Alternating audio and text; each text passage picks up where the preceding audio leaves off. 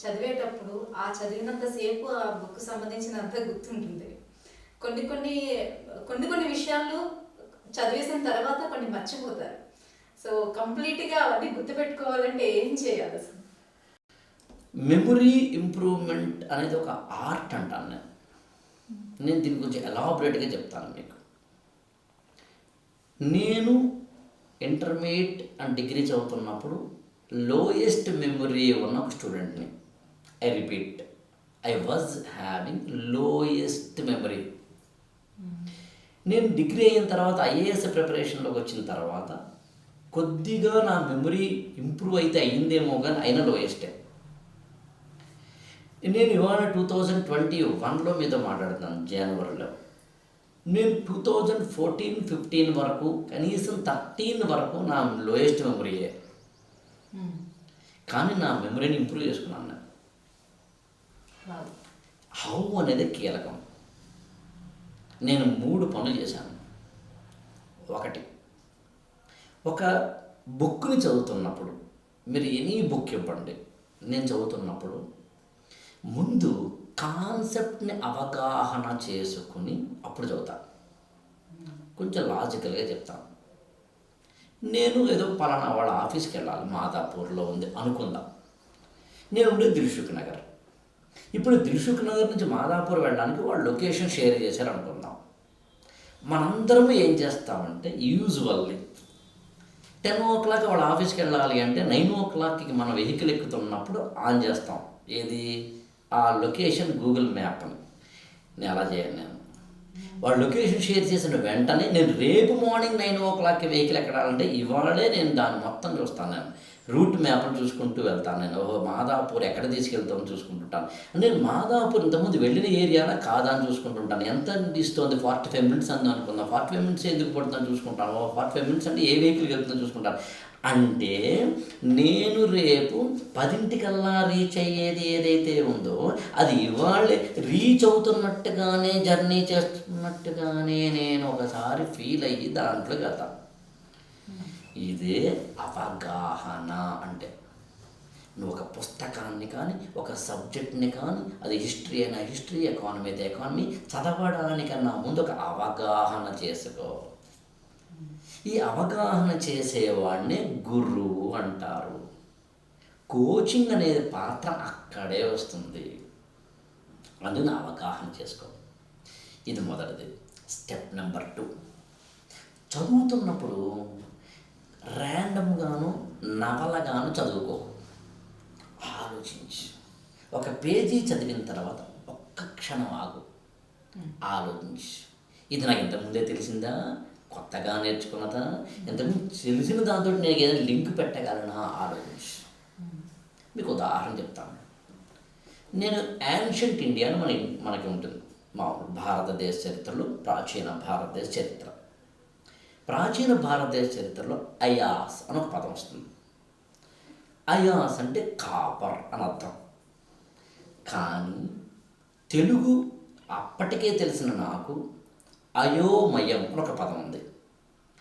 అయహ plus మయం, అయోమయం. అయహ అంటే ఇనుము. ఇప్పుడు నేను ఆగాలి అక్కడ. నాకు తెలిసిందేమో అయహ అంటే ఇనుము, వీడేమో రాగి అంటున్నాడు, తేడా ఏంటి అని క్వశ్చన్ వేసుకో. నేను నా తెలిసిన నాలెడ్జ్ని నువ్వు చెబుతావు కొత్త నాలెడ్జ్ తోటి ఎప్పటికప్పుడు క్లాష్ చేయమన్నా. నేను నాకు తెలిసిన దానికి ఇప్పుడు చాలామంది వ్యూవర్స్ ఇది వినే ఉంటారంటే, నీకు తెలుగు తెలిసింది కాబట్టి నాకు తెలియదు కాబట్టి నన్ను ఏం చేయమంటా ఉండాలి. నేను అంటున్నది తెలుగా ఇంగ్లీష్ అంటలేదు. నేనేమన్నాను, నీకు తెలిసిన నాలెడ్జ్ని నువ్వు నేర్చుకున్న నాలెడ్జ్ తోటి కాన్ఫ్లిక్ట్లోకి తీసుకెళ్ళు, సంఘర్షణ చేసుకో, ఆ లోపల మదించుకో, సాగర మథనం చేసుకో. నీకు ఏం తెలుసు? ఉదాహరణ కెమిస్ట్రీ, దాంతో ఇంకా కొత్త క్వశ్చన్స్ వస్తాయి. ఆ క్వశ్చన్స్ నుంచి ఇంకా కొత్త ఆన్సర్స్ వస్తాయి. అప్పుడు ఏమవుతుంది?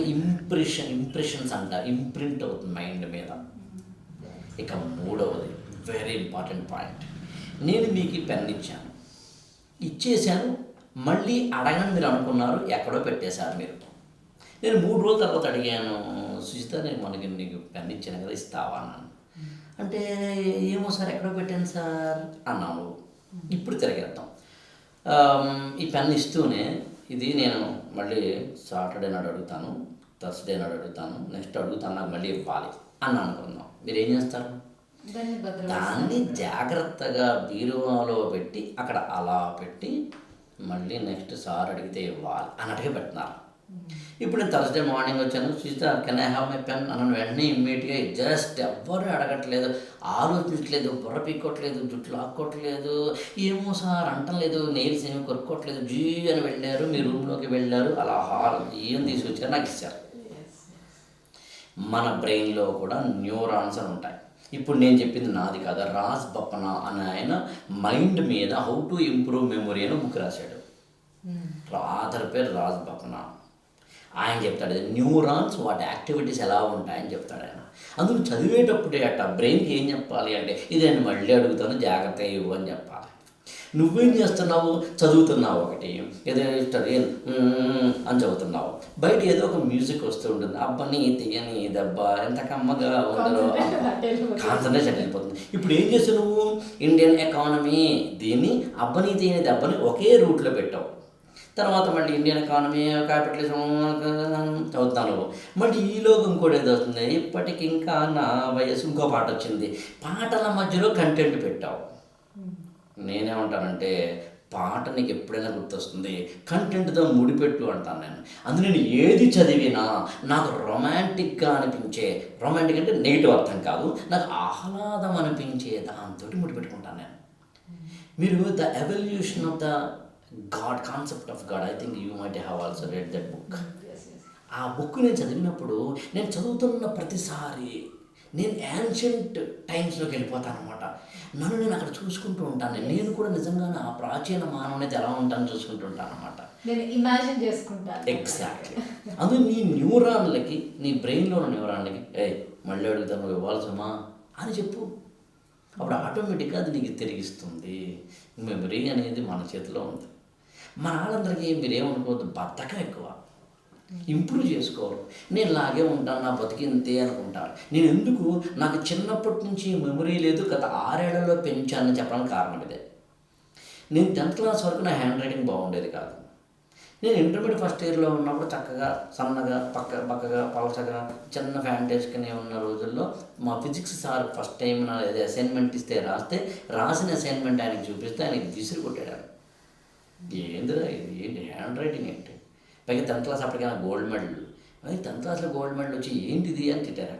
ఆయన తిట్టినందుకు నాకు బాధ కలగలేదు, కానీ ఫస్ట్ రోలో ఒక అందమైన అమ్మాయి ఉంది, ఆమె నవ్వినందుకు మాత్రం నాకు ఒళ్ళు మండింది. ఇది కాదురా పైన 21 డేస్లో అమలాపురంలో ఒక్కలంక కిషోర్ ఒక ఆయన ఉన్నారు, వాళ్ళ ఫాదర్ ఒక్కలంక రామారావు గారు. ఆయన చాలా మంచి, ఆయన రైటర్, ఇతను కూడా మంచి ఆర్టిస్ట్. అతను ముత్యాల కోవలా రాస్తాడు. నేను అది వెళ్ళాను, మా కాలేజ్ సీనియర్ అయినా.